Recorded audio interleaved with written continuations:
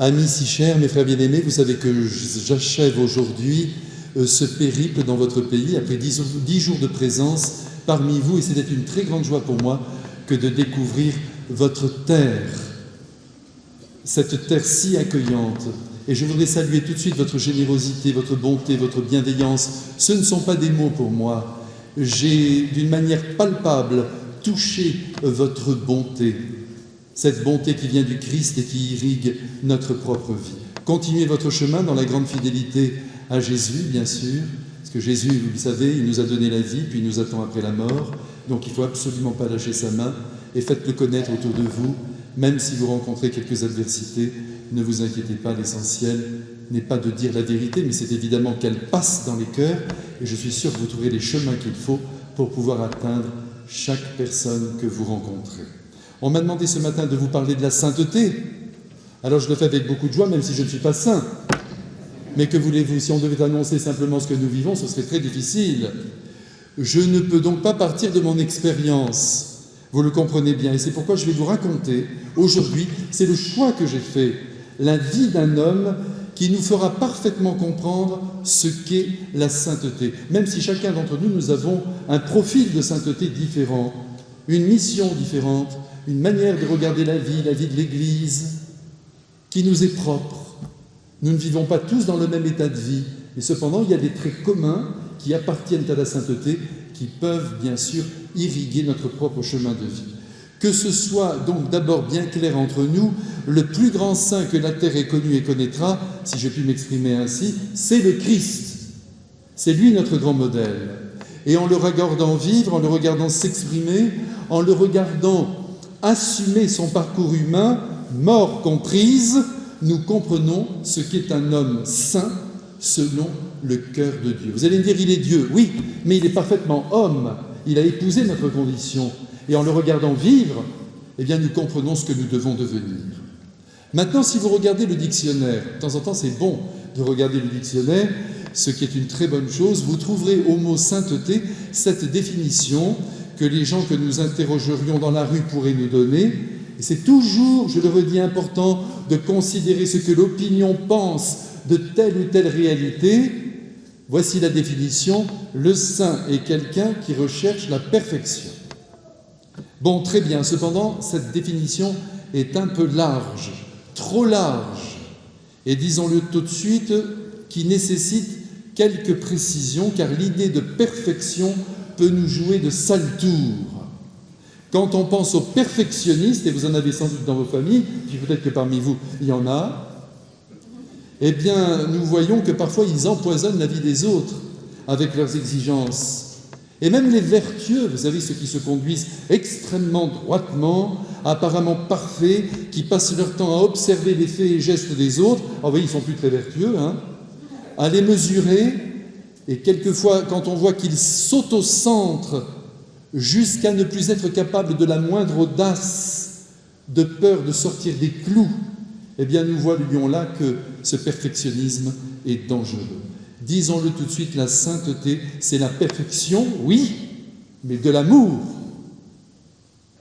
Aussi, l'un de nos plus grands auteurs de théâtre français, je ne sais pas si vous le connaissez, Sacha Guitry, que j'aime bien, eh bien, Sacha disait toujours, voici sa définition de la sainteté, il disait, si je rencontrais un homme qui n'ait jamais fait de la peine à personne, je le canoniserais sur le champ. En tout cas, pour ma part, c'est donc mal parti, car nous faisons tous de la peine aux uns, aux autres, même de manière involontaire. Alors vous me direz, c'est pas grave, si, il faut faire attention, parce qu'on peut éloigner quelqu'un ou le rapprocher de Dieu avec une seule parole. Je me souviens d'un surveillant général d'un lycée qui était à la poste, c'est lui qui me l'a raconté, il était en train de retirer un paquet, et derrière lui, il y avait évidemment toute une queue de gens qui attendaient, et il y avait un grand jeune qui était là derrière lui, qui avait peut-être 25 ans, et il s'est approché de lui, il dit « Monsieur, vous ne m'avez pas reconnu, vous ne me reconnaissez pas, j'ai été dans votre lycée professionnel. » Alors il lui a dit « Pardonne-moi, tu sais, j'ai eu des milliers d'élèves, mais dis-moi un peu ce que tu es. » Et il lui dit « Monsieur, je dois vous dire que vous m'avez gâché ma vie. » Alors à ce moment-là, il m'a dit, j'étais confondu. Je me suis dit, mais qu'est-ce que j'avais bien pu faire? Une seule parole dans la cour, devant tous mes camarades, vous m'avez dit que j'étais un pauvre type. Et à partir de là, une vie entière a été gâchée. Alors cet homme m'a dit, mais j'étais sans doute énervé ce jour-là. Oui, mais faisons attention à ce que nous disons. Ne faisons de la peine à personne et nous deviendrons des grands saints. Mais voyez, même si la tâche est difficile, ce n'est pas une raison pour baisser les bras. Essayons, malgré nos tempéraments, j'espère que vous avez des tempéraments forts. Quand vous regardez les saints, ce sont des grands arbres. Ce n'est pas des petits vivants, une petite herbe, vous savez, vous la prenez, vous la mettez dans l'eau, elle meurt tout de suite. Mais un grand chêne, ça donne sa couleur à tout ce qui est autour, personne ne pousse autour de lui, et en même temps tout le monde le vénère. Il faut que vous soyez des grands chênes. Ici, la foi est en péril quand même au Québec comme en France. On en est tous au même point. Et cette foi, elle ne peut que progresser si vous la recevez profondément dans votre cœur. Vous vous dites, je suis le Christ, mais je suis du verbe être, et je vais porter au monde la parole de l'unique Saint. Il faut absolument que vous ouvriez vos bouches, que vos sourires soient immenses, que votre bonté devienne légendaire, que votre amour soit démesuré, pour que vous puissiez garder la foi comme le plus beau trésor que vous possédez ici au Québec. Vraiment, je vous en supplie, pas de tiédeur, pas de tiédeur. Ça ne veut pas dire qu'on va aller avec un tank devant les autres, pas du tout. Avec de l'amour, beaucoup d'amour, mais en suppliant ceux qui sont autour de vous de comprendre ce qu'est la foi, le bonheur de l'Eucharistie. Vous vous rendez compte la divinité qui vient sur l'autel, cette divinité qui va entrer dans l'humanité. Le Christ veut que nous l'assimilions, vous imaginez ça? Mais c'est un cadeau extraordinaire. Le Christ est mort pour que son corps nous soit donné. Et si on ne vient plus le recevoir, nous n'aurons pas la force de Dieu en nous. Oui, nous croyons en Dieu, oui, c'est des idées tout ça. Mais là, c'est une union d'amour, c'est une étreinte. Et vous, je sais que vous êtes fidèles à la messe, mais autour de vous, mettez-vous à genoux devant les êtres et dites-leur, je t'en supplie, réfléchis à ce que c'est, découvre ce que c'est, et puis tu iras. Tout le monde se sent faible aujourd'hui. Vous avez vu toutes les dépressions que nous connaissons les uns et les autres, parce que nous habitons dans des sociétés très difficiles, très difficiles. Il nous faut la force du Christ. C'est pas pour rien s'il nous a donné l'Eucharistie. C'est le sacrement par excellence, puisque c'est lui. Et si vous voyez dans nos journées, nous ne savons pas comment prier, ça nous arrive, même moi, tout le monde. Eh bien, si on n'a qu'une demi-heure devant nous, il vaut mieux venir à la messe, parce que là, c'est lui, et on le reçoit. Vous voyez, je crois que l'amour doit être l'objectif de notre vie, comme ça a été l'objectif de tous les saints. Et le soir, quand on fait notre examen de conscience, si vous en faites un, mais il faut qu'il soit court.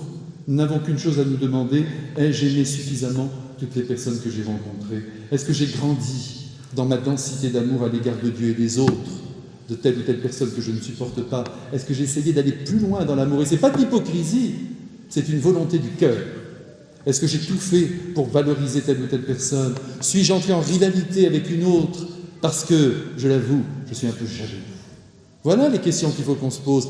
Dans l'ordre de l'amour, tout le reste dans notre vie, vous savez, n'est que fragilité, n'est que faiblesse. Il faut accepter ces faiblesses. Le Seigneur le sait. Depuis 2,5 millions que l'homme est sur la terre, il sait ce que c'est toujours le même péché. Mais avant d'être des péchés, ce sont des misères. Mais maintenant, laissons tomber l'examen de conscience et partons maintenant à la rencontre, si vous le voulez bien, si vous êtes d'accord, d'un être baptisé, extraordinaire, vous allez voir, que vous ne connaissez sans doute pas, avec des dons et avec des limites, comme vous et moi, devenus saints. Il est pour l'heure bienheureux, et c'est déjà beaucoup. Oui, c'est le pape Jean-Paul II qui l'a béatifié le 23 juin 1996. Et je suis très très heureux maintenant de vous raconter sa vie. Avant de commencer, laissez-moi vous dire une dernière chose, c'est que si nous ne sommes pas tous canonisés, d'ailleurs il n'y a plus beaucoup de place dans le calendrier, mais il faut qu'on s'arrange pour que tous nous soyons canonisables. Il faut essayer, mais pas pour toucher la récompense du ciel. Il y avait un très grand saint français qui a assisté Sainte Marguerite Marie à la Coque, le père Claude la Colombière. Il a mis 500 ans pour être canonisé. Je ne sais pas, ils ont dû perdre les dossiers là-bas à Rome. Je ne sais pas ce qu'ils ont fabriqué. Mais il disait toujours une très belle phrase. « Être saint entre vous et moi ». Il disait cela au bon Dieu. « Entre vous et moi, ça suffit ». Et en effet, il a attendu 500 ans. C'est l'essentiel pour nous. ce n'est pas la canonisation, c'est que dans 20 ans, dans 30 ans, dans 50 ans, vous savez, dans 60 ans ici, là, à part les plus jeunes d'entre nous, il n'y aura plus personne. C'est joyeux ce que je vous dis là. Hein? On sera tous là-haut. Dans 50 ans, on est tous là-haut. Mais enfin, pas tout le monde. Hein? Mais enfin, vous voyez, et là, on sera heureux d'avoir essayé d'aimer sur la terre, d'avoir essayé d'être entièrement à Jésus, entièrement livré à l'amour. Alors, nous rejoignons tout de suite le 13 décembre 1940, ce n'est pas si loin que ça, où 900 prêtres viennent d'arriver en wagon à bestiaux au camp de concentration de Dachau. Et parmi eux, il y a un jeune diacre âgé de 25 ans, Karl Leisner. Il ne faut pas oublier de dire que si des millions de Juifs ont été massacrés, et c'est le démon qui est derrière tout ça, il y a eu de nombreux prêtres, vous voyez, 900 prêtres qui sont arrivés, parce que dans le plan d'Hitler, Hitler voulait détruire le christianisme. Les deux grandes idéologies qui ont fait le plus de mal au XXe siècle et qui ont le plus de morts sur la conscience, c'est le nazisme et c'est le stalinisme, le marxisme. 100 millions de morts. Alors il faut faire bien attention.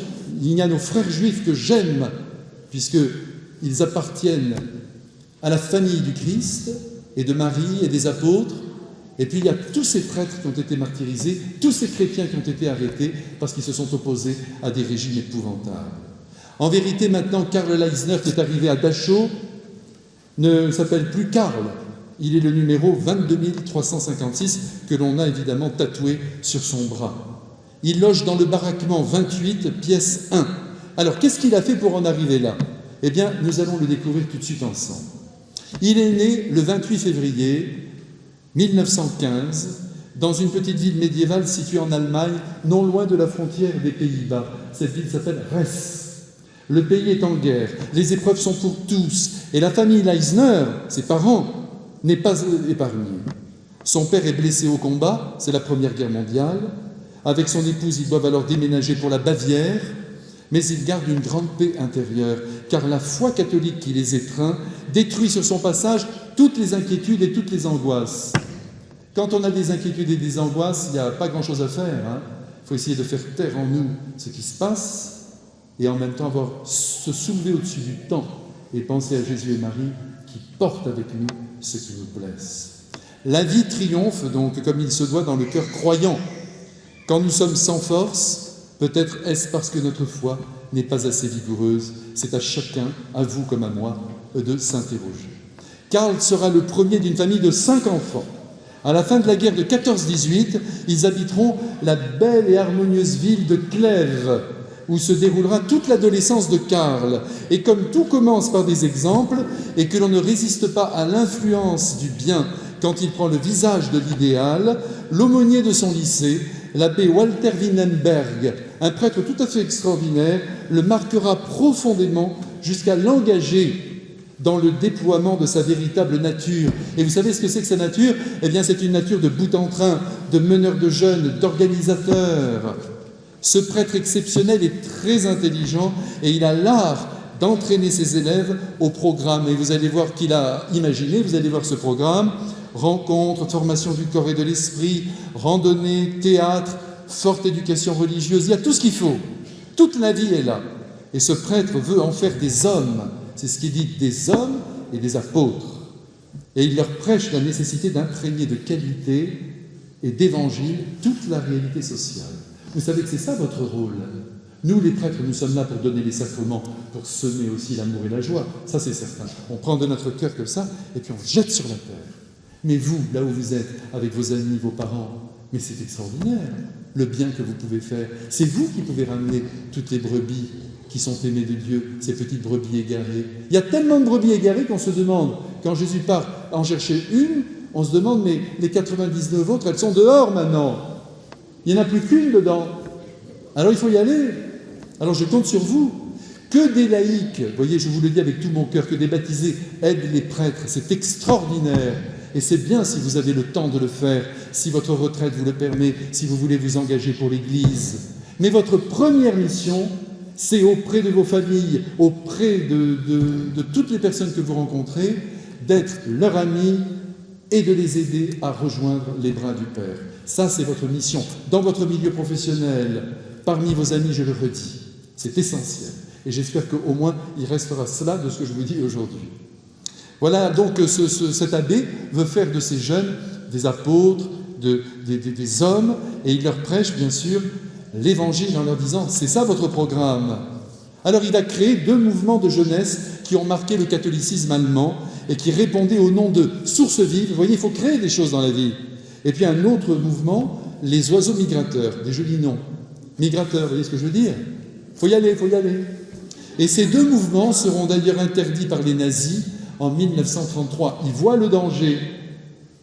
Karl n'a que 12 ans quand l'abbé Wittenberg lui propose de créer un groupe de jeunes. 12 ans. Voyez comme il lui fait confiance. Et l'aumônier trouve chez ce jeune adolescent un écho immédiat et très très enthousiaste. Ah, s'il n'y a pas d'élan dans notre vie, tout est fichu. Il n'y a rien de pire, je ne sais pas si vous avez ce mot au Québec, que la sinistrose.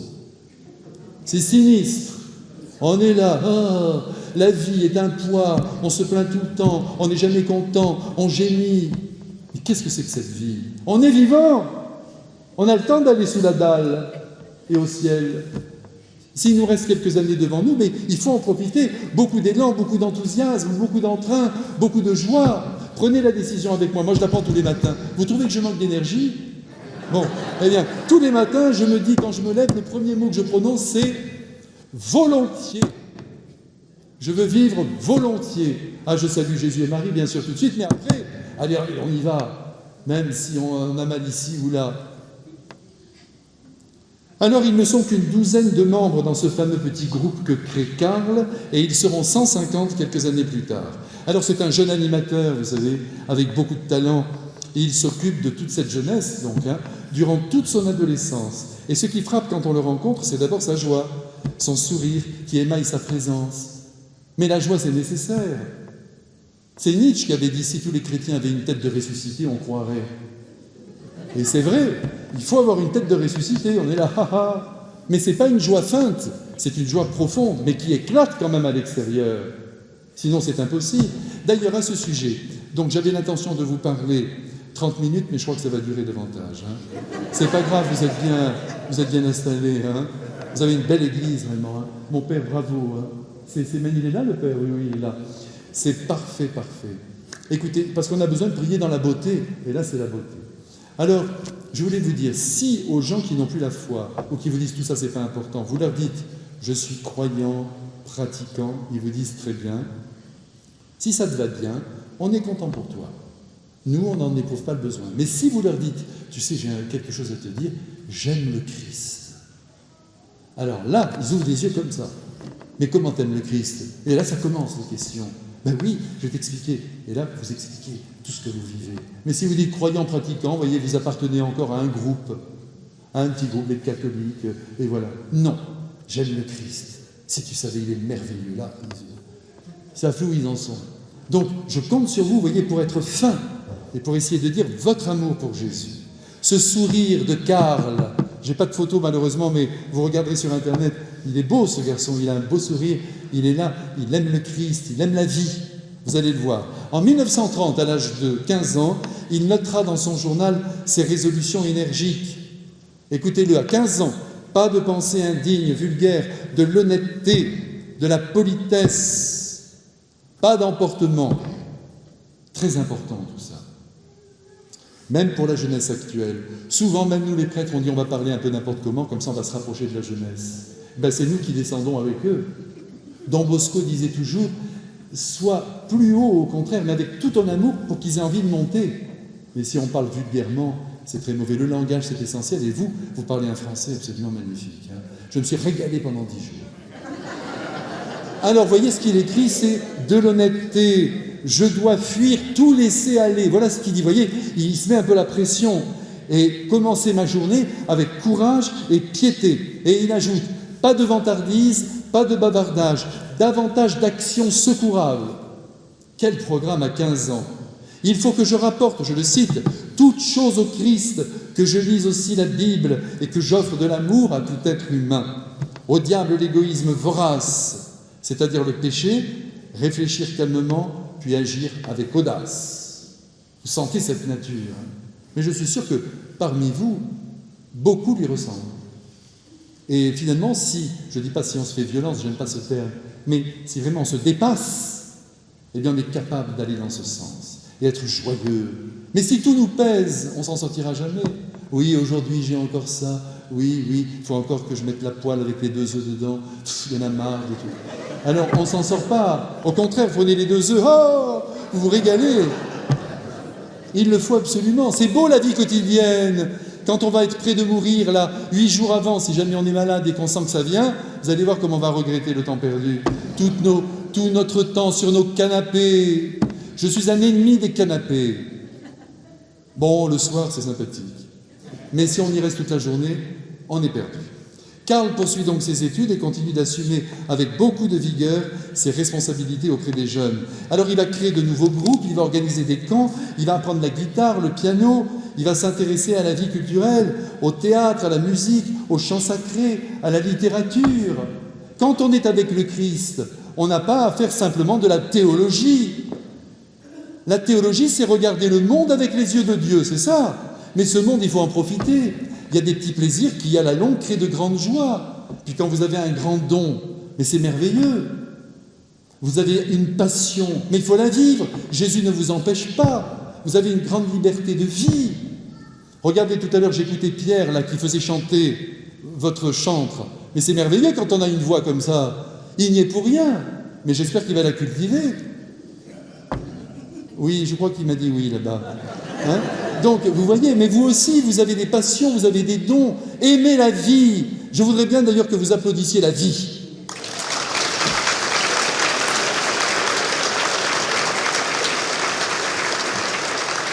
C'est la meilleure manière pour glorifier le Christ. Il faut s'intéresser à la beauté du monde qui vient de lui et on doit la développer. Alors, à 17 ans, on avance, on monte. On découvre Karl très exigeant avec lui-même. Bon, vous savez, quand on est jeune, qu'on a un grand idéal, c'est normal, on y va. Hein. Il s'intéresse aussi à la question politique. Et quand le 30 janvier 1933, le pouvoir est livré à Hitler, et que dans les mois qui suivent, les élections législatives en Allemagne donnent 288 sièges aux nazis, alors Karl va noter dans son cahier « Continuons à prier ». Il sent le danger. Et sans attendre, Hitler, utilisant ses pouvoirs spéciaux, interdit tous les partis politiques. Et le national-socialisme devient l'unique support de l'État. Toutes les activités culturelles et sociales doivent être désormais l'expression de l'idéologie officielle. Vous savez, quand on manque de liberté comme ça, c'est épouvantable. L'enfance et la jeunesse doivent être livrées pour leur éducation à l'État national-socialiste. Karl a 18 ans et il est étonnamment lucide face à cette tragédie nationale. Il s'inquiète pour son pays, mais aussi pour son propre avenir. Alors il va terminer ses études et il se demande quel est le projet de Dieu sur sa vie. Alors pour être éclairé sur ce point, parce que c'est important les grands choix, il ne faut jamais les faire sans la présence de celui qui est l'inventeur de l'amour et le créateur de nos chemins particuliers. Alors il décide de faire une retraite. C'est bon, une petite retraite, vous savez, qui se déroule à 250 km de son domicile. Et là, il n'hésite pas, 250 km, parce qu'il ne recule devant rien, à enfourcher son vélo, et avec 4 amis, il couvre la distance en 2 jours.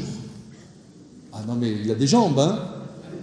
Et pendant ce temps de silence et de réflexion, Karl recevra un enseignement spirituel et doctrinal de très haute volée, et ses résolutions témoignent déjà, à son âge, à 18 ans, de sa maturité spirituelle. Tout ce que je fais, écrit-il, je veux le faire convenablement, avec intelligence et noblesse, de manière vivante et ardente. Je veux me laisser saisir par Jésus. Au diable, tout ce qui est hypocrite. Plus de culte du moi. Laisse-toi saisir par Dieu, par le Christ, par Marie. Alors le voilà en route vers la sainteté. Alors au cours de cette retraite, Karl comprendra, il expérimentera en profondeur l'importance de la place de la Vierge Marie, non seulement dans l'exercice de la vie spirituelle, mais tout au long des activités du jour.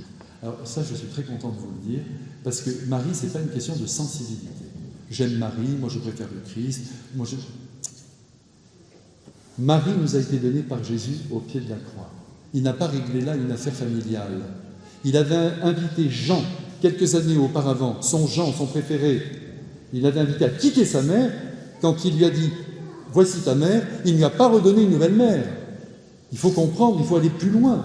Et là, nous comprenons que Marie est donnée à toute l'humanité à travers Saint Jean pour qu'elle nous guide, pour qu'elle nous tienne dans la foi, dans l'espérance et dans l'amour. Donc il faut vivre avec Marie. Alors, Saint Louis-Marie Grignon de Montfort, qu'est-ce que vous voulez que je dise, moi? Il dit on peut aller directement à Jésus, il le dit. Mais si on passe par Marie, ça va plus vite. Et comme on n'a pas de temps à perdre, il vaut mieux passer par elle. Alors, si vous voulez, il se laisse conduire par elle, comme un petit enfant se laisse conduire par sa mère. Il se laisse embrasser par Marie. Il s'abandonne totalement à son action maternelle en s'acquittant de la tâche quotidienne et humble le plus parfaitement possible, comme l'a fait d'ailleurs Marie. Parce que Marie aussi, elle a mené la vie quotidienne, il ne faut pas l'oublier. Elle a eu sa poêle avec les œufs, hein. Tout le monde a ça. Même quelquefois, vous savez, on vit un amour, on dit « Oh, c'est pas formidable, j'ai envie de vivre. » Alors on change. Et puis 3 ans après vous les rencontrez, il y a la poêle, avec les 2 œufs. On est de nouveau dans le quotidien. Et bon, c'est comme c'est. Mais il faut essayer d'enchanter le quotidien. C'est ce que nous devons essayer de faire. Même dans nos vies de prêtres, vous savez, parfois, même la célébration de la messe, qui est quelque chose d'immense, on peut la vivre banalement. Parce que tous les jours, et puis on perd un peu le sens des choses. Il faut s'obliger à revenir dans cette profondeur du quotidien où Dieu se donne à nous. Alors le prêtre qui prêche cette fameuse retraite en cette année 1933 leur dira cette chose extraordinaire, que face aux théories perverses d'Hitler et de toute sa bande, un jour le nazisme va tomber. Voilà ce qu'il leur a dit. Un jour tout ça va tomber. Et il faut que vous soyez prêts, vous les jeunes, à reprendre le pays en main. Et c'est très vrai. Vous voyez, même par exemple maintenant au Québec, il est certain que la foi est un peu satellisée, un peu à part. Ça n'imprègne pas toute la réalité sociale. Eh bien moi je vous dis qu'un jour, tout ce système, parce que le monde est à Dieu, et que Dieu nous aime trop pour abandonner ses enfants, un jour, tout le système qui est là, qui pique, qui ne veut pas de l'Église et de la foi, tout ce système va s'écrouler.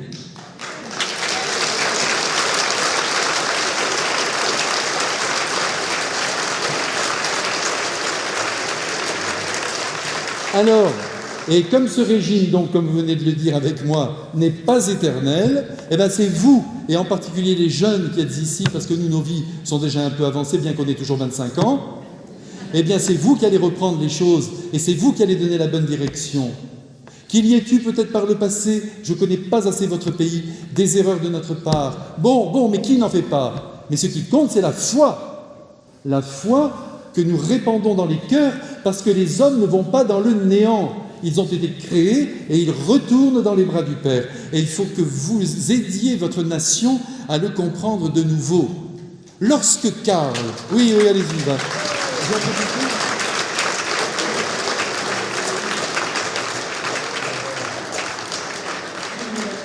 Je vais boire un verre d'eau.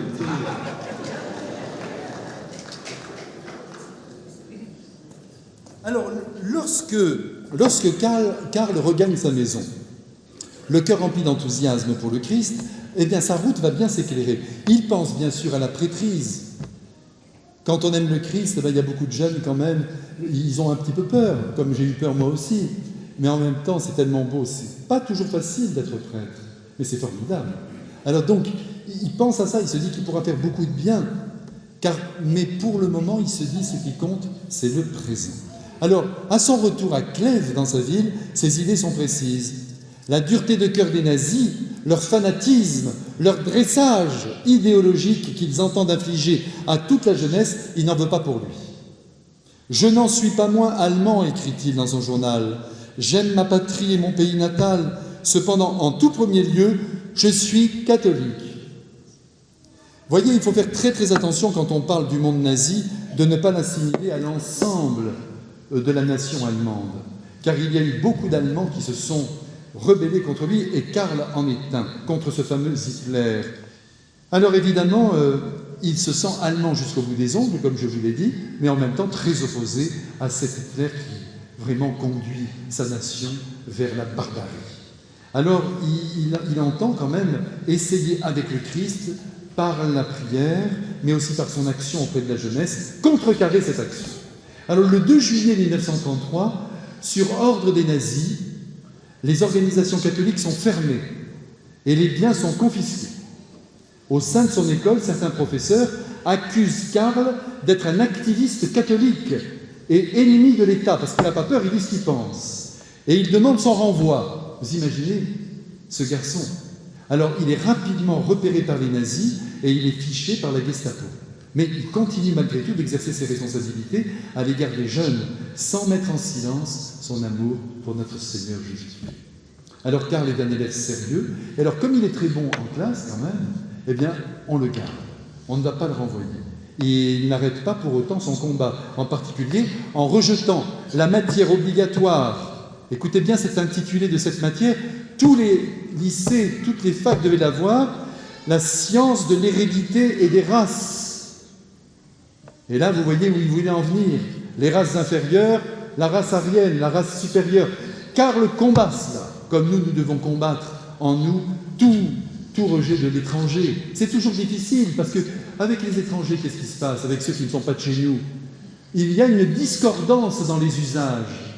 Et c'est ça qui nous blesse. On a envie que tout le monde vive dans la même lumière, et c'est même compréhensible. Et normalement, ceux qui arrivent doivent entrer aussi dans votre culture, comme chez nous en France, et non pas former des ghettos. C'est ça qui est important, mais nous n'avons pas le droit de rejeter ces êtres, parce que ce sont des enfants de Dieu. Mais il faut les pousser à l'intégration. Quand il y a eu au début du XXe siècle en France l'arrivée des Russes de l'Europe centrale, ils aimaient Paris, ils aimaient la France, tout de suite ils ont appris la langue, ils se sont insérés totalement. Voilà ce qui compte. Mais vous devez les aider aussi à comprendre que la foi, que votre manière d'être, votre éducation relève d'une culture et qu'ils doivent aussi l'assumer, essayer d'y pénétrer. Alors, il juge sévèrement ses professeurs qui ont épousé l'idéologie nazie.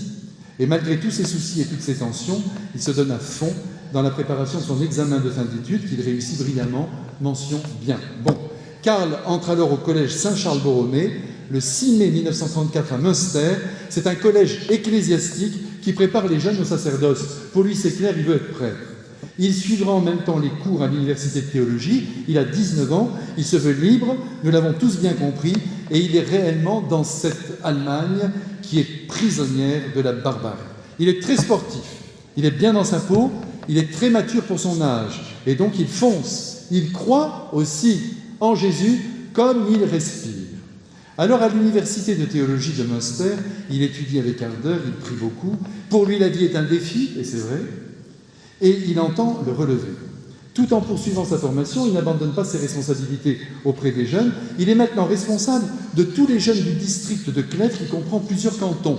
Et sur eux, il exerce un ascendant extraordinaire. C'est un apôtre, il n'y a pas d'autre mot. Et toujours au milieu de son travail intellectuel, de ses responsabilités apostoliques, il ne perd pas le travail sur son âme. Parce que je vais vous dire une chose, qu'est-ce qu'on fait ici-bas sur la terre? On a eu la chance de venir. C'est-à-dire que c'est la pensée de Dieu. Depuis toute éternité, il savait que vous, comme moi, on entrerait à un moment donné dans l'histoire. Mais qu'est-ce qu'on fait ici? Justement, on attend d'en partir.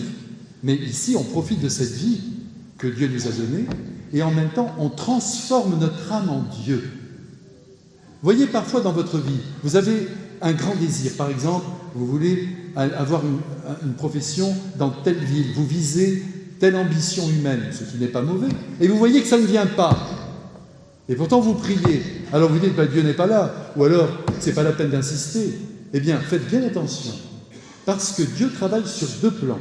Il travaille sur notre vie concrète, et de temps en temps, par exemple, on lui demande une maison, donne une maison par l'intercession de Saint Joseph, et puis, paf, on la trouve. Et là, il travaille pour notre vie concrète. Et puis, en même temps, il travaille pour notre transformation. Alors, on a demandé quelque chose, on ne l'obtient pas. Et il est en train de travailler notre patience, de nous rendre plus beaux, de nous rendre face à la vie, non pas comme des arbitres de la vie, mais comme des serviteurs de la vie. Donc, faites bien attention comment il conduit. Mais il entend parfaitement vos demandes. Mais il travaille sur ces deux plans. La transformation de notre être, la bonification de notre être et la vie concrète. Ça vous aide ce que je vous dis là? Bon, j'en étais sûr. C'est pour ça que je vous l'ai dit.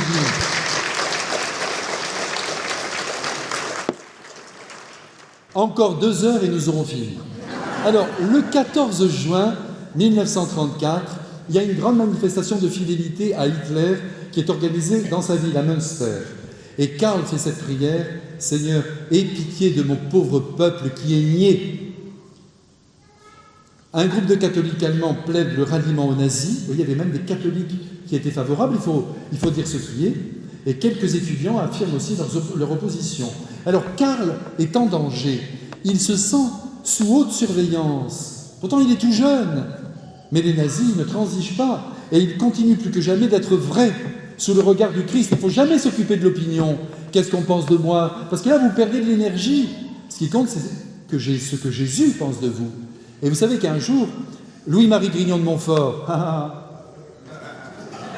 c'est son père, alors donc je suis bien obligé d'en parler un peu. Un jour, il était avec son compagnon, le père Nicolas. Ils étaient tous les deux, ils marchaient dans la rue, et alors ils avaient des grosses valises, des gros sacs, et ils n'en pouvaient plus. Et alors à un moment donné, le père Nicolas a dit « Écoute, je ne peux plus avancer, moi, je peux plus, comment on va faire ?» Il dit « C'est simple, tu vas te mettre sur mes épaules, tu tiens les valises, et moi j'avance. » Ça, c'est Saint Louis-Marie Grignon de Montfort. Alors il a dit, mais c'est pas possible. Mais qu'est-ce que les gens vont penser de nous? Et Saint Louis a répondu, et qu'est-ce que Jésus va penser de nous? Alors il l'a pris sous ses épaules et en avant.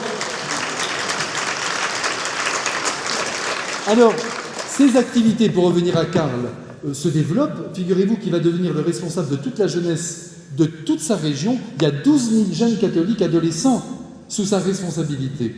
Et les mois passent. Et puis un jour, le prêtre auquel il est très attaché, parce que nous tous, dans notre enfance, on a toujours eu un prêtre, en principe, auquel on a été attaché, eh bien, l'abbé Walker, aumônier général des mouvements de jeunesse pour toute l'Allemagne, est arrêté par la Gestapo.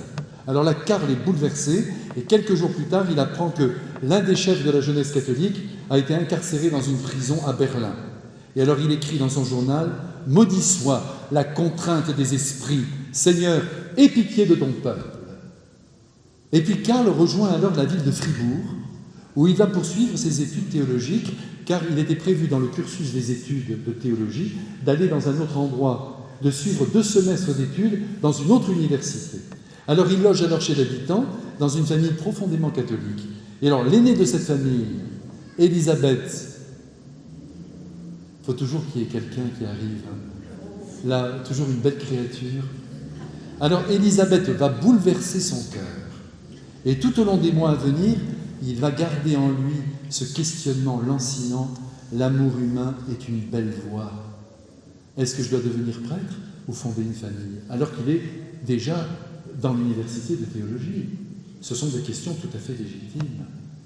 Est-ce que je choisis 2 yeux qui vont me regarder et avec lesquels je vais pouvoir donner le meilleur de moi-même, ou alors est-ce que je vais me donner à la grande mission du Christ et son évangélisation par son Église? Alors après, qu'est-ce que vous en pensez, à votre avis? Vous hésitez, hein? Attendez la fin de l'histoire. Et alors après son année universitaire, le 21 mars 1937, il quitte Fribourg pour accomplir le service de travail obligatoire du Troisième Reich. Le STO, c'était obligatoire, il fallait aller travailler, donner ça à l'État. Et c'était 2 ans qui étaient attendus. Alors dans le camp où il est désormais, à Dahlem, il établit de bonnes relations avec tous, et dès le 3e jour, le chef du camp le convoque. Alors il y a une longue conversation de 2 heures qui s'engage entre eux, et il lui demande « Qu'est-ce que vous pensez de l'école catholique? Et le problème juif, comment vous voyez tout ça? Et la question de la relation de l'Église et de l'État ?» Et Karl répond librement, comme à son habitude. Il dit ce qu'il pense, sans inhibition. Il n'y aura pas de 2e échange. Et la vie va suivre son cours, difficile et crucifiant. Et alors, dans le cœur de Karl, les mêmes questions sur son avenir subsistent, alors qu'il a reçu comme travail, le service de travail obligatoire, il a reçu comme travail d'assainir les marécages, pieds et mains dans l'eau pendant d'interminables semaines. Et il garde tout de même sa joie, son enthousiasme. Et il est enfin libéré le 23 octobre 1937. Et de retour au collège Saint-Charles-Borromée, c'était le dimanche 24 octobre au soir, il confie à un prêtre son dilemme. Qu'est-ce que je fais, Élisabeth ou Jésus? Et puis là, c'est quelque chose de tout à fait mystérieux, il sent que l'Esprit Saint le pousse vers la prêtrise. Il le sent, malgré tout son amour pour Élisabeth. Dieu sait si elle a saisi son cœur, il n'y a rien à faire. Il se dit, je crois qu'il faut que je serve Jésus avec entrain, avec ardeur. Alors sa décision est irrévocable, il sera prêtre. Alors le 28 octobre, il rentre à Clèves, dans sa ville, pour quelques jours en famille. Il veut se reposer. Et le 29, il se lève tôt. Et dans quelques instants, ses rêves vont commencer à s'écrouler. On sonne à la porte, chez lui. Et c'est la Gestapo. Alors imaginez cet homme tout jeune, là, qui est là, de 23 ans, là, face à ces monstres. Interrogatoire, on fouille pendant plus de 3 heures sa chambre, toute la maison. Les hommes d'Hitler vont emporter ce qu'il a de plus précieux, c'est-à-dire son journal intime qu'il a tenu de 1928 à 1935. Et là-dedans, il y a beaucoup de choses.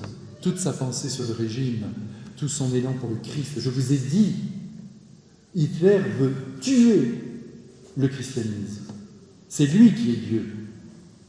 Alors Karl est consterné, et après cette tour d'épreuve, il va reprendre, après 2 ans d'interruption, ses études de théologie, mais il se sent menacé. Alors après la 4e année de théologie, il va revêtir la soutane, et il entre au grand séminaire. Donc vous voyez, les choses avancent. Et dans quel esprit aborde-t-il le séminaire? Eh bien écoutez-le, ce qu'il y a de plus beau en moi, c'est que je crois cette profonde aspiration que m'a inculquée ma chère maman à la sainteté. L'aspiration à la sainteté. Et la sainteté, c'est quoi? C'est la dépossession de soi pour posséder profondément, par l'amour, ceux qui sont près de nous. On se dépossède de soi pour l'autre, au nom du Christ. Il faut que je subordonne, disait-il, et que je soumette tout à cet objectif si élevé. Alors le 1er juillet 1938, il va recevoir d'abord les ordres mineurs, c'est le 1er degré de l'ordination, il a 23 ans. Le 4 mars 1939, il est ordonné sous-diacre, et il est ordonné diacre dans la cathédrale de Münster 3 semaines plus tard, le 25 mars pour l'Annonciation, 1939. Et la guerre, elle est toute proche là. Après, vous voyez, Hitler a commencé bien avant la guerre dans son propre pays. Après son ordination diaconale, sa santé s'altère, une toux profonde le poursuit. Qu'est-ce que vous voulez quand vous passez des mois et des mois dans des marécages? C'est sûr que ses poumons ont été affaiblis. Et le diagnostic est sans appel, il est atteint de tuberculose. Alors en 1939, ce n'était pas facile de l'enrayer. Maintenant, on l'enraye si elle est prise à temps. Mais dans certains pays, ça reste encore difficile. Alors Karl doit rejoindre le sanatorium en forêt noire, où là, il va pouvoir se reposer. On est le 2 août 1939. Alors vous connaissez peut-être cette date, mais le 2 août 1939, il y a un coup de tonnerre sur le monde. L'Allemagne nazie et l'Union soviétique signent un pacte, tous les deux ensemble. Russie-Allemagne. Et le 1er septembre, la Pologne est envahie. Elle est rasée de la carte d'Europe. Et la guerre est déclarée à l'Allemagne par la France et par la Grande-Bretagne. Et le 9 novembre 1939, on apprend au sanatorium l'attentat perpétré contre Hitler. Et vous voyez, ce qui est incroyable, c'est que cet attentat a échoué. Et alors, c'est un attentat qui a été perpétré contre sa personne à Munich. Et les compagnons de Karl sont effondrés. Oh, Hitler! Et lui va prononcer une parole qui va lui coûter très cher. Et il dit simplement « Dommage qu'il n'y soit pas resté ». Tout le monde a entendu cette parole et elle est rapportée par ses mêmes compagnons au maire nazi de la ville. Dommage qu'il n'y soit pas resté. Vous voyez, il n'y a rien de pire que la délation. Moi, je vous le dis parce que c'est quelque chose avec lequel je suis extrêmement sensible. Quand on rapporte les péchés des autres, ou quand on dit quelque chose sur quelqu'un, on peut ruiner une personne. Il ne faut jamais parler sur qui que ce soit. D'autant plus, sauf en bien, d'autant plus que Jésus a donné un commandement très net. Ne jugez pas, sinon vous allez ramasser à la fin. Alors moi, comme je ne veux pas ramasser, je ne juge pas. J'essaie. D'abord, je ne juge jamais une personne que je n'ai jamais rencontrée. Ça, c'est quelque chose que je me suis donné à moi-même. Quand on me dit, tu sais, cette personne, je ne l'ai pas rencontrée, je n'en sais rien. Et puis ensuite, si je la rencontre, j'essaie de voir ce qu'il y a de beau en elle. Et je ne m'occupe pas de sa vie privée, je ne m'occupe pas de tout ce qu'il porte en lui. J'essaie de voir ce qu'il donne, ce qu'il est. Et il est mon frère d'abord. Très important. Mais alors attention, être capable de ne plus juger personne, c'est le sommet de la sainteté. Alors on a encore un peu de chemin à faire. Alors cette simple parole, vous voyez, dommage qu'il n'y soit pas resté, va lui coûter très cher. Et elle va lui coûter tout simplement la vie. Parce que cette parole donc est rapportée et il est arrêté. On l'arrête pour une simple parole. Alors lorsque Karl part entre les deux policiers, le compagnon qui l'a dénoncé est effondré dans le couloir. Il réalise alors qu'il a fait quelque chose d'épouvantable. Alors Karl lui serre chaleureusement les mains et lui dit de ne pas prendre tout cela à cœur. Voilà ce que c'est qu'un saint. On dépasse même la justice, on dépasse l'affront, on va plus haut, parce que l'amour enveloppe la justice. Ah, moi je suis loin dans ma propre vie d'être capable d'accorder un pardon comme ça à quelqu'un qui vous a blessé si profondément. Alors il est alors placé dans une cellule de 3 mètres sur 2 mètres et demi. Il n'a droit à rien, et la tuberculose continue son œuvre, continue de le dévorer. Eh bien il va rester jusqu'au 3 mars dans cette prison, c'est-à-dire environ 4 mois. Et c'est dur, c'est très dur. Une nuit, il éclate en sanglots et il pleure longuement, mais il se reprend toujours. Il est transféré dans un camp de détention où il va rester, là encore quelques mois, et de là, il va partir pour le camp d'extermination de Dachau. Alors, durant ce mois de décembre, ses compagnons de séminaire sont tous ordonnés prêtres à Münster. Vous imaginez? Il le sait dans son cœur. Il aurait dû être ordonné, mais il n'a pas pu. Il a choisi de défendre son pays, il a choisi de défendre l'amour, il a choisi d'abolir la cruauté, il a choisi de ne plus penser à lui. Parce que la réalisation d'une vocation, c'est grand, mais c'est toujours une vocation pour les autres. Toute vocation, laissez-moi vous le dire, qu'on soit prêtre, qu'on soit marié, qu'on soit célibataire, qu'on soit veuve, tout ça c'est des états de vie. Toute vocation est une vocation à la maternité. On doit engendrer. Chacun à sa façon. Quelqu'un s'occupe de sa voisine, il engendre. Quelqu'un a vraiment des enfants, ah là, il engendre. Un prêtre a un certain rayonnement, il engendre. Il faut engendrer, même si on n'est pas marié. Attention, pas des enfants, on engendre dans le cœur d'un être tout ce que l'on croit être bon. Et durant ce mois de décembre, donc évidemment, ça lui fait un grand choc de penser que tout le monde est ordonné et lui ne l'est pas. Il est dans un bloc du camp de concentration de Dachau. Alors tous les prêtres, je vous ai dit, c'était 900. Ils sont regroupés dans les blocs 26, 27, 28, tous ensemble. Vous savez que les prêtres n'avaient pas le droit de rester plus de 3 semaines dans un camp de la mort. Il fallait qu'ils passent par la cheminée. C'était les premiers. On leur disait d'ailleurs. Et il y aura plus de 2600 prêtres à Dachau, serrés dans les 3 baraquements. 2600.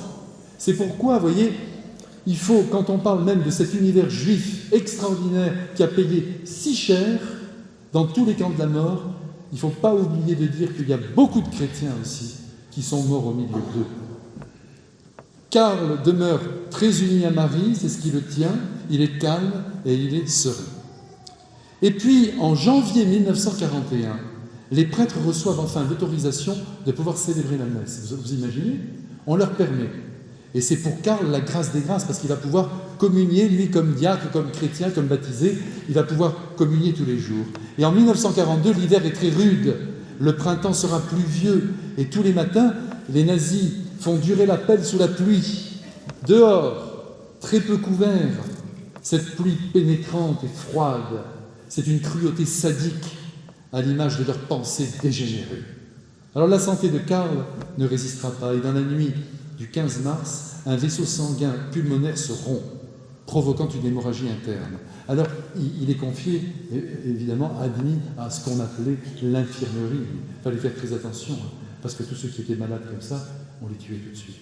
Mais enfin, il arrive à y rester. Et à partir de mars 1942, jusqu'à la fin de la guerre, il vivra dans ce mouroir, dans cet indescriptible entassement de corps, et Karl prie très intensément. Il console aussi tous les malades, il garde sa joie, on lui apporte en cachette une boîte en fer avec les petites hosties, avec notre Seigneur Jésus-Christ qui s'est glissé au milieu de toute cette barbarie. Et comme diacre, il donne la communion à ses frères dans la foi. Quelquefois, entre 2 tranches de pain, de vieux pain qu'on leur donnait, il y avait une petite hostie. Et ils risquaient leur vie, les prêtres étaient là-bas pour aller donner le corps de Jésus. Et nous l'avons ici dans les tabernacles et il demeure ici. Il ne bouge pas. On ne réalise même pas la chance que nous avons. Et là, ils risquaient leur vie pour donner notre Seigneur Jésus-Christ.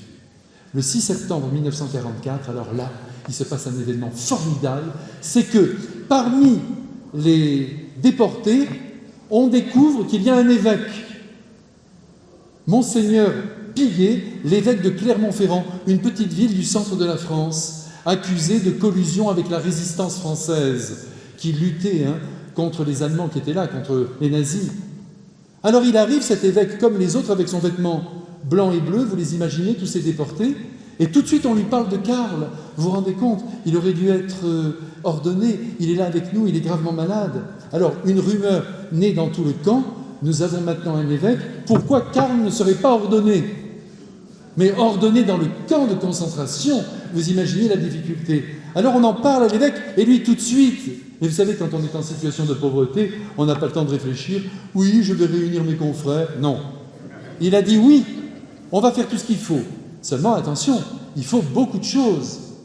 Alors, c'était le dimanche de la joie, Gaudete, vous savez, réjouissez-vous dans le Seigneur. On s'est dit, on va leur donner à cette date-là. Mais d'abord, évidemment, il faut qu'on avance. Alors, il y a une énorme opération secrète qui est organisée à l'intérieur du camp. Un contact va s'établir avec le monde extérieur grâce à des déportés qui se rendent dans une plantation. Il y avait des terres tout autour pour travailler les champs. Ils sortaient du camp et là ils arrivaient à parler avec certaines personnes qui étaient autour. Et c'est une jeune fille de 20 ans, future religieuse, qui s'appelle Josepha, qui au péril de sa vie fera entrer dans le camp les hosties et le vin de messe. Elle arrive, mais elle aurait été arrêtée, c'était fini pour elle. Josepha, ne l'oubliez pas, c'était une petite sainte. Elle écrira plus tard elle-même qu'à l'âge de 12 ans, elle avait été horrifiée en entendant chanter les nazis « Vos femmes pleureront et vos filles encore davantage quand le sang des Juifs giclera sous nos couteaux. » Alors vous savez, il y avait quand même beaucoup de ressentiment contre ce régime atroce. Et c'est encore elle qui, en novembre 1944, un petit bout de femme intrépide fera sortir du camp les 2 lettres adressées à l'évêque de Münster, parce que Monseigneur Piguet a voulu avoir l'autorisation de l'évêque de Münster pour pouvoir leur donner. À ce moment-là, on était encore assez administratif. Et on l'est encore trop. Il faut que tout soit simple dans l'Église. Mais là, il avait demandé ces lettres, la petite est partie, elle a obtenu l'autorisation, elle lui a fait savoir. Alors, on est loin, si vous voulez, de toutes nos organisations, mais quand même, vous voyez, ils ont voulu bien faire les choses. Alors cette jeune fille doit ramener également les saintes huiles, parce que vous savez que le prêtre les oint, ses mains, pour qu'il puisse célébrer le sacrifice eucharistique. Et puis le cérémonial, parce qu'il faut quand même qu'il y ait le rite, avec toutes les prières. Et elle y arrive. Elle va, elle fouine, elle demande à droite à gauche, en exigeant le secret, et elle obtient tout ça. Elle est formidable, cette Josepha. Et si on l'applaudissait maintenant qu'elle est morte, qu'elle est au ciel?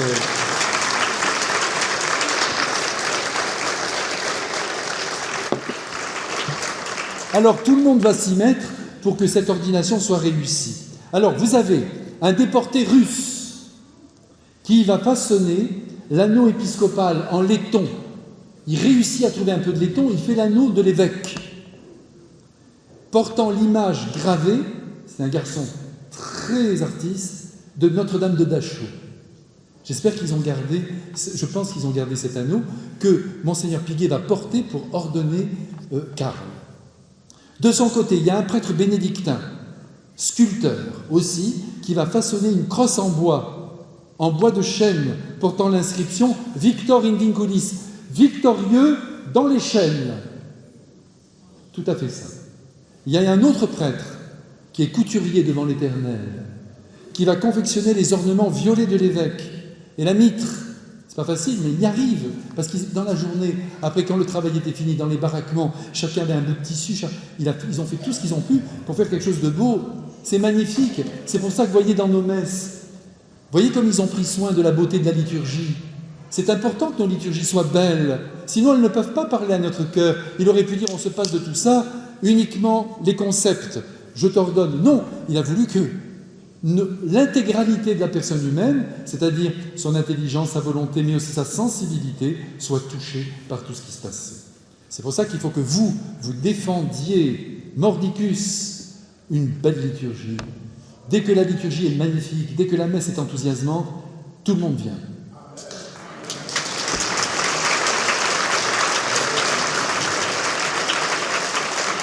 Alors, à partir du 7 décembre, Karl est dans un état grave, sa maladie continue de le détruire, et il va commencer sa retraite de 10 jours pour se préparer à l'ordination.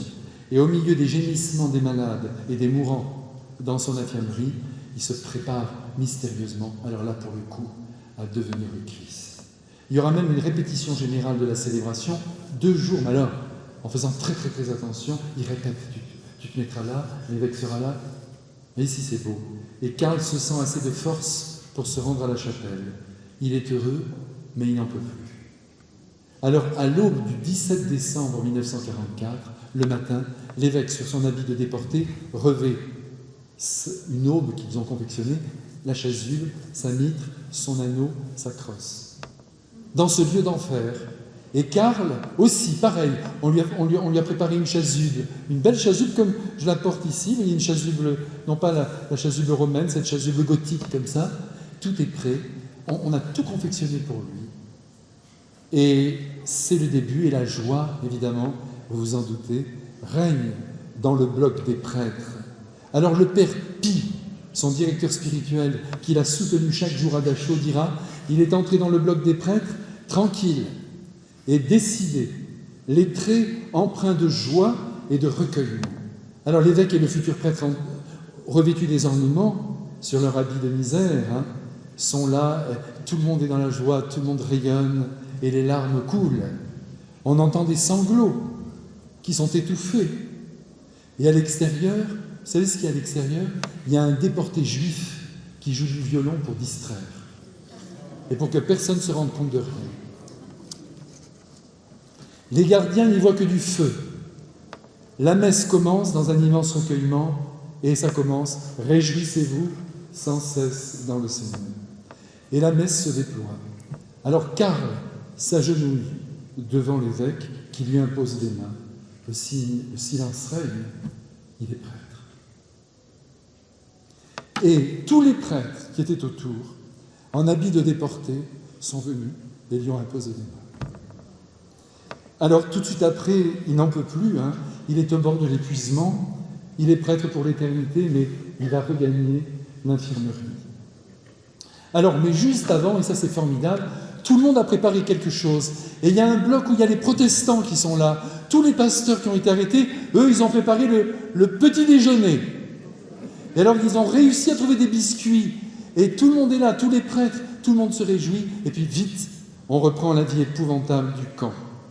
Et alors, il bénit autour de lui, il bénit tout le monde pour regagner cette infirmerie. Et dans l'infirmerie, il continue. Et alors il dépose ensuite ses ornements, et dans son pauvre habit de déporté, il se rend dans les blocs 28 et 30 pour bénir tous les prêtres polonais qui sont là. Il les bénit. Puis ces pasteurs protestants aussi, ils ont bravé le danger pour trouver même, j'ai oublié de vous le dire, une nappe blanche. Il fallait trouver une nappe blanche. Ils se sont débrouillés. Monseigneur Pinguet est là, il est heureux lui aussi à enlever ses ornements. Et maintenant c'est le bonheur dans le camp, c'est la victoire de Dieu sur le mal. Puis le jeune prêtre est de retour sur son grabat, au milieu des tuberculeux. Il allaite dans le froid, on doit d'ailleurs lui faire une piqûre de caféine pour le soutenir parce que son cœur flanche. Et le 26 décembre, à la fête de Saint-Étienne, le premier diacre de l'Église, eh bien, il va célébrer sa première messe. La chapelle déborde de prêtres et de laïcs. Jamais je n'oublierai, raconte un témoin, avec quelle ferveur, quelle émotion il a offert la messe. Alors les premiers jours de l'année 1945, sa maladie va vraiment s'aggraver. Karl est pratiquement allongé sur sa paillasse, il sourit toujours, il encourage, il est calme, il est paisible, il n'y a en lui aucune trace de découragement. C'est l'abandon total dans les mains du Christ et de la Vierge Marie qui domine vraiment son âme. Et du côté de l'Allemagne, eh bien, le régime nazi est en train de crouler. Ce sont ces dernières heures de haine et de barbarie. Vous savez que le 30 avril, Hitler se suicide dans son bunker. La veille, le camp de concentration de Dachau est enfin libéré. Le drapeau blanc flotte sur le camp. Mais malheureusement, Karl est trop faible pour en sortir. Et puis, il faut dire qu'à ce moment-là, tous ceux qui sont arrivés, tous ceux qui sont venus pour les aider, tous les alliés voulait évacuer le camp, mais on apprend qu'il y a, pas de chance, une épidémie de typhus à l'intérieur. Donc ils ne peuvent pas sortir comme ça. Alors le père Pie, son directeur spirituel, lui, il est en bonne santé, il réussit à sortir. Mais tous les autres sont retenus, et notamment Karl. Certains sont évacués. Et alors son père spirituel va partir, il va préparer la sortie de Karl, et c'est tout à fait extraordinaire. Il reste là encore, dans le camp, vous imaginez, alors que c'est la libération, c'est fini. On découvre d'ailleurs 10 trains entiers de cadavres à Dachau. C'est quelque chose, 50 wagons de cadavres entassés. Et il faut attendre encore, et puis il y a une immense croix. Alors tout de suite, vous voyez la foi, comme elle doit être au cœur de notre vie, surtout quand le drame est là. Quand il y a eu le tsunami, vous savez, le lendemain, toutes les églises étaient pleines, même en France. Parce qu'on est perdu devant la souffrance et la mort. C'est pour ça qu'il ne faut pas trop faire les malins. « Oh, j'ai pas besoin de Dieu, moi j'ai pas besoin de l'Église. » Ah, on va voir. Quand le moment devient difficile, on va voir. Mais c'est dommage d'adhérer sous la souffrance et de ne pas voir toute la beauté qu'il y a à croire en Dieu. Alors, ce père Pie organise la sortie de Karl et il va le chercher lui-même. Il pénètre de nouveau, il traverse tous les blocs, il arrive à l'infirmerie et il le prend et il le transporte. Il le prend, il tient à peine debout et tout de suite il va le conduire dans un sanatorium à une dizaine de kilomètres de Munich en Bavière. Il est couché dans un lit au drap blanc, immaculé, et il dit « Bonheur débordant, merci, merci, le Seigneur veut l'abandon total, je suis un homme libre, toujours le même appel, me voici rendu à la dignité humaine, des fleurs sur la table, le crucifix au mur. » On lui apporte les effets liturgiques, le calice, la patène, la chasuble qu'il a portée dans le camp de Dachau, et il va pouvoir célébrer une autre messe dans sa chambre. C'est ce qu'il va faire. L'archevêque a donné son accord. À ce moment-là, on ne pouvait pas célébrer la messe. Maintenant, c'est permis. Vous voyez, l'Église a compris qu'il faut que le sacrifice de Jésus se répande partout. On peut célébrer dès l'instant où c'est digne, dans un endroit, et se retrouver ensemble. Mais à ce moment-là, il fallait une autorisation. Alors, quand il est là, avec son calice, avec sa patène, « Comme je suis heureux », dit-il, « Comme je suis heureux ». Alors, la souffrance l'étreint horriblement, mais l'âme est dans la paix, dans la joie. Il sait qu'il va mourir, et ses parents vont venir le voir. « Nous sommes ensemble », dit-il. Et sa mère ne va plus le quitter jusqu'à la fin. Et le 25 juillet, c'est une grande joie.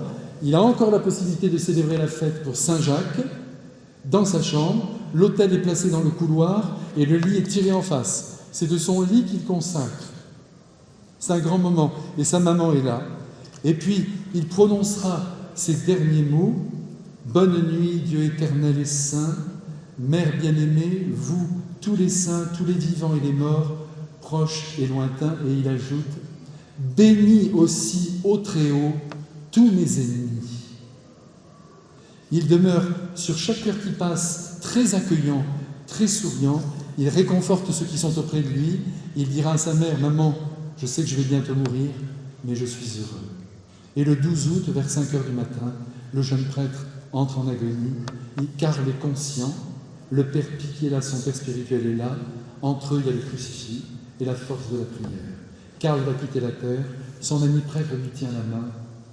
Rien n'est plus grand que la tendresse unie à la spiritualité, c'est-à-dire à la présence de Jésus. Le souffle de vie diminue, puis s'arrête. Karl est dans l'au-delà. Et nous maintenant, nous sommes là ensemble, dans cette belle église Marie-Reine des Cœurs, captifs, je pense, de cette vie magnifique, courageuse, fidèle, audacieuse. Vous savez, je vais vous dire une chose très simple, c'est que Karl, il a été baptisé comme vous et moi. Il n'est pas né saint. Il avait une belle nature, mais qui n'en a pas une? Toutes les natures sont belles au fond. Il est lentement devenu saint au jour le jour, en vivant très uni au Christ et à Marie, conscient de ses responsabilités, de ses exigences, de son engagement. Vous savez, la sainteté se vérifie dans le courage, mais aussi dans la joie que l'on maintient vivante en soi et qui est le signe assuré de la présence de Dieu en nous. Quand on est joyeux, quand notre joie nous étreint, malgré les épreuves, malgré les difficultés, malgré les drames, eh bien, on est saint. Vous savez que Bernadette de Lourdes a dit une chose extraordinaire, la petite Bernadette de Lourdes, qui était illettrée et qui a vu 15 fois la Sainte Vierge. Elle a dit, dans notre vie, le premier mouvement ne nous appartient pas. On réagit, mais le deuxième, oui. Et c'est ce deuxième mouvement qui compte et qui montre notre sainteté. On a notre tempérament, encore une fois, on peut blesser, mais on se reprend. Pardonne-moi. Moi, je veux t'aimer très fort. Je t'ai fait de la peine, je t'en demande pardon. C'est la sainteté. Nous ne sommes pas des êtres infaillibles, mais nous sommes des êtres qui pouvons nous dépasser après être tombés gravement. Ça, il faut le croire. Et les plus grands saints de l'histoire, ce sont des êtres qui sont tombés et qui se sont relevés. Il y a des saints qui ont eu un parcours très linéaire. Prenez Sainte Thérèse de l'Enfant Jésus. Mais elle enviait Marie-Madeleine. Elle disait, mais moi c'est plus fort parce que Dieu m'a empêché de tomber. Elle a essayé de trouver quelque chose. Elle n'a pas eu tort. Dieu l'a préservée. Mais Marie-Madeleine, et pensez à tous les autres qui ont vécu. On ne sait même pas comment ils ont vécu. Mais quand ils ont rencontré l'amour, ils ont commencé de marcher. Et je dirais même de boiter, parce qu'on boitera jusqu'à la fin du monde. Je vous l'ai dit en commençant, seul Dieu est saint. Marie est immaculée. Nous avons nos chaussures qui collent bien à la terre. Mais en même temps, là où nous pouvons faire des efforts, c'est dans l'ordre de l'amour. Vous allez rentrer chez vous tout à l'heure. Dites-vous que vous avez été sanctifiés par le baptême. Quand vous vous asseyez à la table familiale, quand vous verrez vos enfants et vos personnes âgées, vos anciens, embrassez-les, donnez-leur de la tendresse, de l'amour, surpassez-vous dans l'amour, et je vous promets que vous serez saints.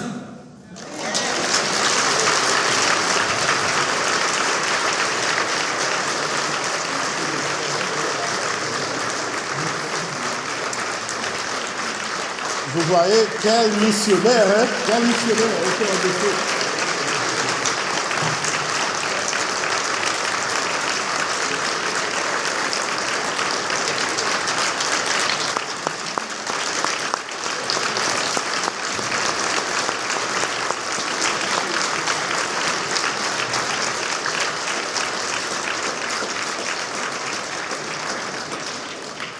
c'est sûr. Ce missionnaire au cœur de feu va revenir au sanctuaire. Voilà.